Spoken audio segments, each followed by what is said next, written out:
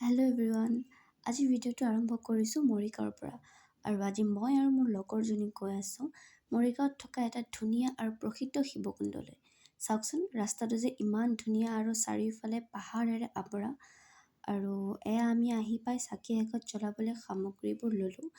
আৰু চাওক, এইটোৱে হ'ল মৰিগাঁৱত থকা শিৱকুণ্ড, যোনটো নেকি চাৰিওফালে গছ গছনি আৰু পাহাৰেৰে আৱৰা আৰু এটা ধুনীয়া চাই ৱাটাৰফল।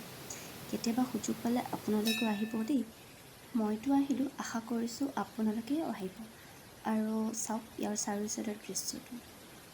আৰু আমি এয়া উভতি থকা সময়ত ইমান বৰষুণ পালোঁ যে গাইজ আধা ৰাস্তাত আমি ৰখিবলগীয়া হ'ল। আৰু বৰষুণ কমাৰ পাছত আমি তাৰ পৰা ওলাই দিলোঁ। গতিকে আজিৰ ভিডিঅ'টো ইয়াতে সামৰিছোঁ। আশা কৰিছোঁ ভিডিঅ'টো চাই ভাল পালে।